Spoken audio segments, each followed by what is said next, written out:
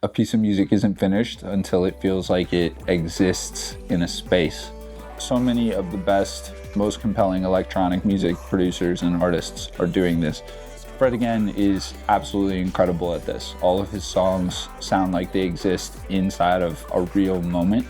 Jon Hopkins is probably the GOAT in my opinion. All of his songs basically get their own universe, let alone their own space. This is crucial in punk and post-punk and indie as well. The 1975 do this incredibly well. It's crucial to George Daniels' production. With them, sometimes it's a little flute trill, a little orchestral sound, a synth pad, whatever.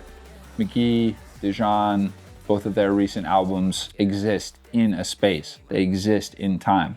And to me, as a listener, that's always been so important. So as an artist, I try and make sure I accomplish that with every piece of music I create.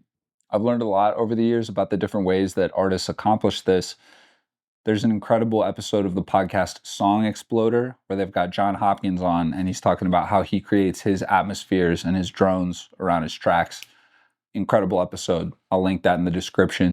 And I can see how you might think that this is like a peripheral element of the track. Just throw a drone with a huge reverb on there. Personally, I've always felt that every track needs something like this to a degree. I think it's a great opportunity to further establish your sonic fingerprint as an artist. I think it's a cool opportunity to put your music into a space. Like, where do you imagine your music existing? Where do you imagine it being uncovered? And so that brings us to today's video. My name is Will. This is my project, Buying Fireworks in Indiana. I'm an indie electronic producer making post-punky breakbeat and Mk.gee with a lot of guitars. And I'm about to finish up this song, but it's time to create some space around it. I dropped a video of this instrumental a couple months ago.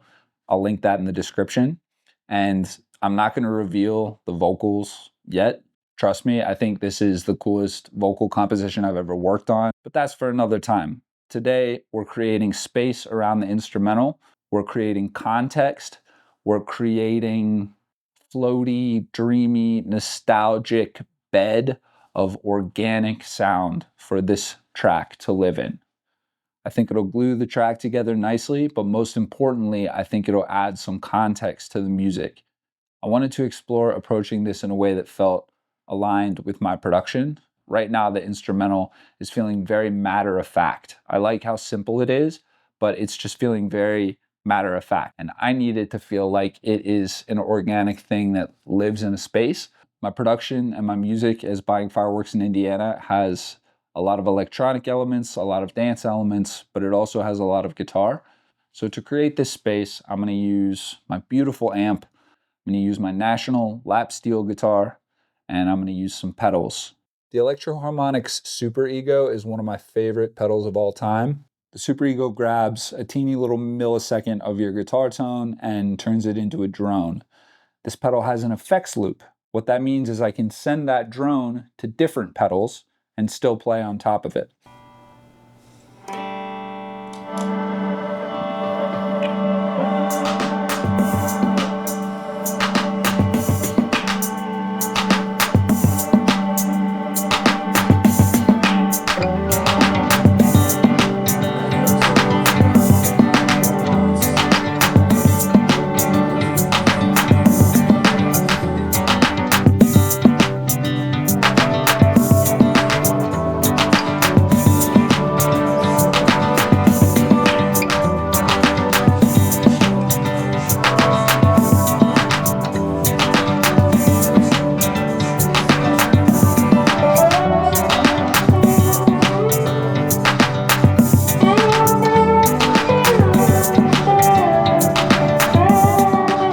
Sometimes I definitely get a little lost in the sauce with loop record, but I've gone through everything, found the best moments, and put together a cohesive bit of ambiance, atmosphere around the whole piece.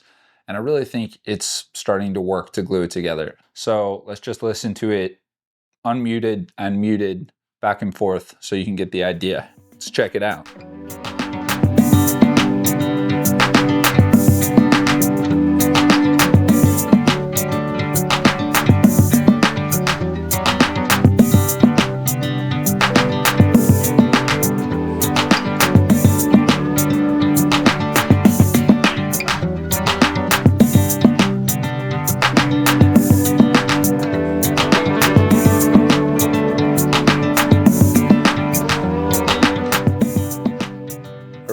love where this is at. I think that really worked. Honestly, it worked a bit better than I even expected, but I do want to add one more bit of organic, buzzy creakiness. And the best way to do that, my favorite way to do that, is to use an EBow on the acoustic guitar. The EBow is a cool guitar gadget that uses some magnet magic to vibrate your strings like a bow that you would use on a violin or a cello.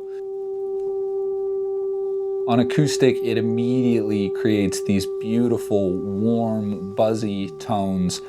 For reference, for Emma, Forever Ago by Bon Iver, that whole album, that ambiance is really helped by the near constant presence of EBow on acoustic. It creates this whole world for that record to live in.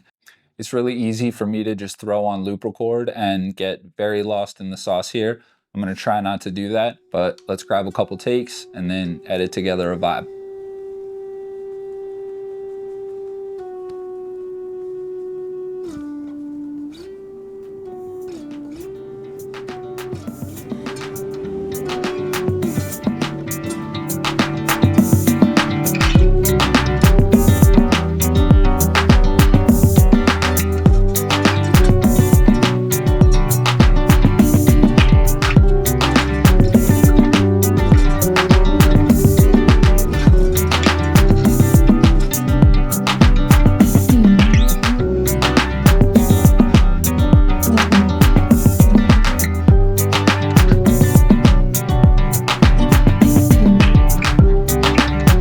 Now that we've got some EBows stacked up and I've gone through to find the best moments, let's hear the full instrumental with and without the ambiance we've created.